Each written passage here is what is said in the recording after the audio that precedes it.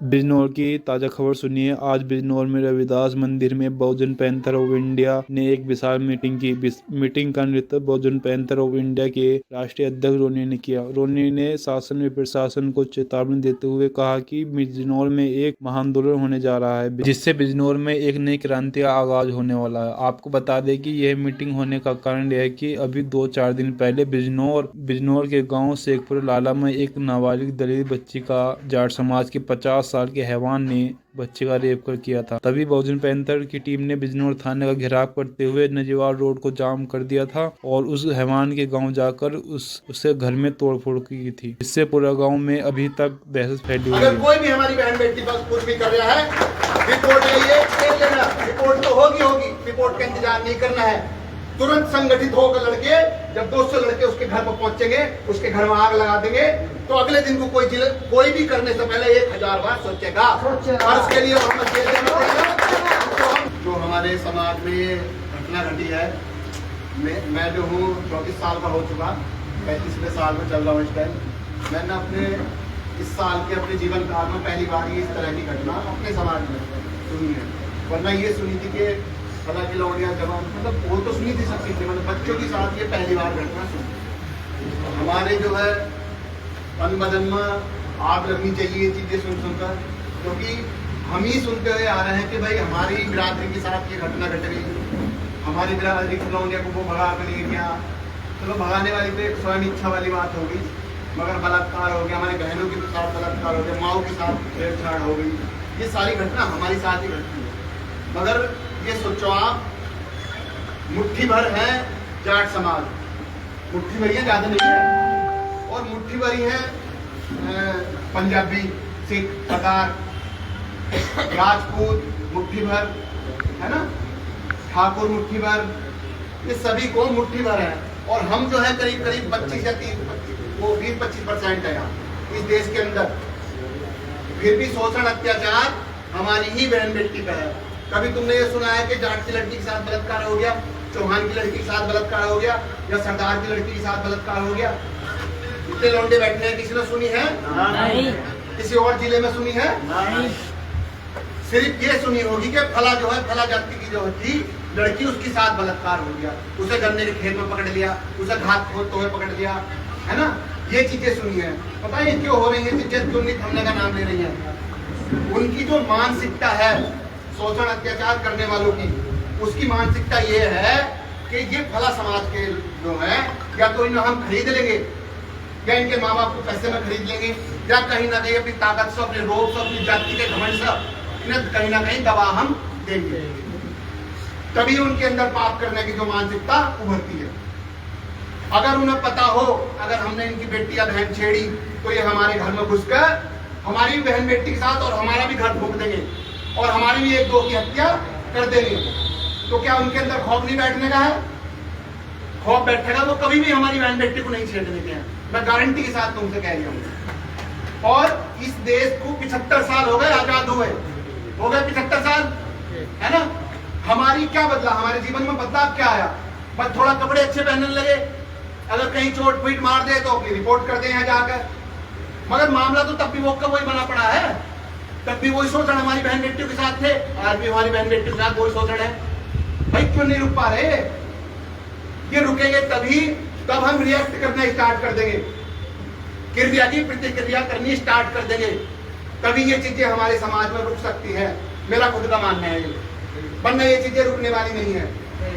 अब उनकी मानसिकता इतनी गिर चुकी है कि वह 7 साल की बच्ची जिसने 2 साल पहले दूध पीना छोड़ा हो, उस पर भी जो है गंदी नजर, उसका तो कहीं से ये चीज भी नहीं होने की है ना, कुछ भी नहीं होने का, तो उसे गंदी, मतलब गंदी नजर ठीक है उसकी, ये तो बताओ, ये तो सोचो किस नजर से उसे गंदी लगी वो लड़की, है ना, किस नजर से उसे, उसने क्या उसमें गंदापन देखा कि उसने भैंसी पने से गन्ने खेत पर खींची है। आप ये सोच कर देखो, उसे दिक्कत ये थी कि ये फला समाज की लड़की है, इनके साथ कुछ भी कर लो कुछ नहीं होने वाला। उसने पहले भी 2 बार छेड़छाड़ करी, हमारी बहन बेटियों के साथ उसने पहले भी 2 बार छेड़छाड़ करी, उसका कुछ नहीं बिगड़ा, जो है पंचायत में जाकर फैसला सुना दिया और वो अपने घर मस्ती ले गया। तभी उसने तीसरी बार हिम्मत करी, इतना बड़े काम को अंजाम दिया।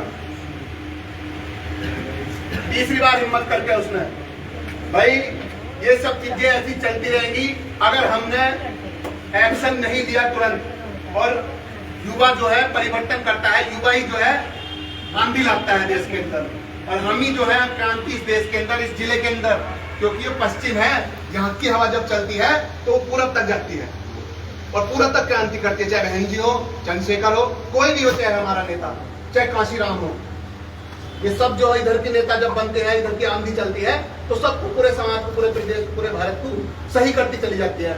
और यह सही हो आंदोलन हमें चलाना पड़ेगा। जेल जाने को तैयार है।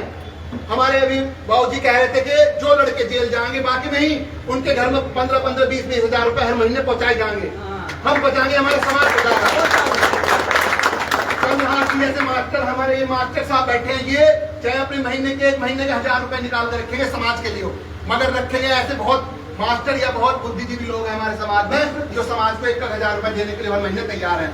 अगर 60 लड़के जाएंगे तो हम दिवाएंगे उन्हें 15-15, 20-20 हजार रुपए, समझ रहे हो। मगर भाई क्रांति तो करनी पड़ेगी, बिना क्रांति करो कुछ होने वाला नहीं है, ना ये कुछ रुकने वाली है ये चीजें, ठीक है।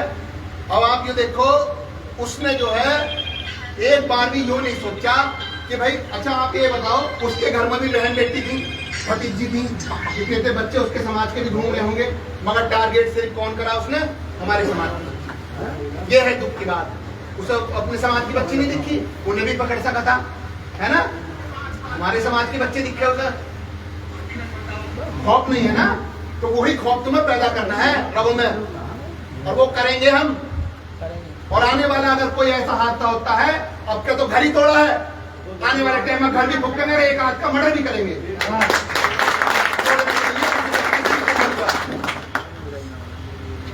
और जेल से, रेल से हमें कोई डरावा ना। उस दिन के साथ कह रहे थे कि जो भाई तोड़ फोड़ करेगा उन्होंने मुकदमा लिखा था, हम नहीं डरने मुकदमेबाजी साहब, मुकदमा जाने के लिए हम तैयार हैं, मगर हमारी बहन बेटी को कोई आंख उठाएगा या आंख भर कर देखेगा तो उसकी आंख निकालने का काम हमारे समाज के लड़के करेंगे। अब जो क्रांति इसी जिले से स्टार्ट होगी, होगी नहीं होगी? ठीक है भाइयों, यूनिटी बना के रखो। कहा पूरे समाज को था, जो जिम्मेदार लोग थे सिर्फ उन्हें कहा था, ऐसा नहीं है कि सभी को कहा गया था, मगर जिनके रगों में खून था, जिनका दौड़ रहा था, वो भैया यहाँ बैठे हैं। और जिन्हें लग रहा था पैसा ज्यादा जरूरी है या और संसाधन ज्यादा जरूरी है, वे अपने घरों में बैठे हैं। अच्छी बात है। और शायद उन्हें ये नहीं पता कि जब उन पर कोई आपत्ति आ गई तो यही लोग खड़े होंगे जो आज यहाँ बैठे हैं सबसे पहले, और वो सबसे पहले पुकारेंगे भी नहीं, और किसी कोई उनकी मानने का भी नहीं है बात, पुकारेंगे भी सबसे पहले ही नहीं। तो भाई सब जो है उस बहन की जो है आवाज बनो।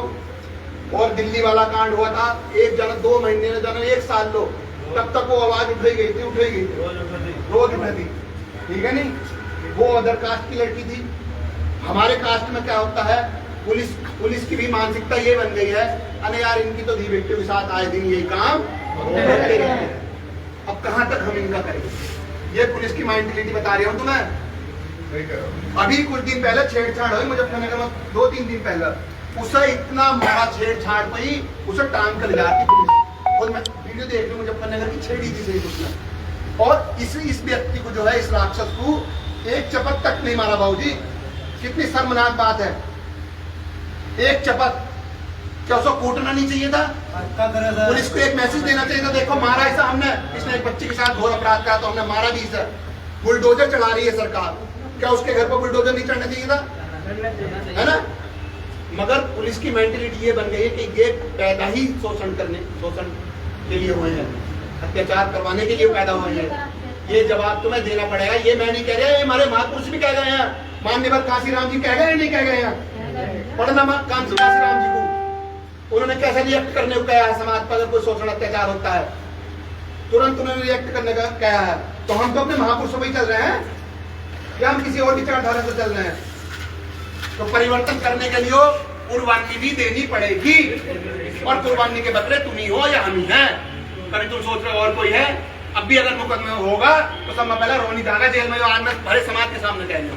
अगर किसी भी लड़के को उठा तो उनके कहाँ से भी उठा के उसकी छाती में सबसे पहले जाकर मैं खड़ा हूँ, या तो उसको छोड़ेंगे या फिर हम उसके साथ जेल जाएंगे।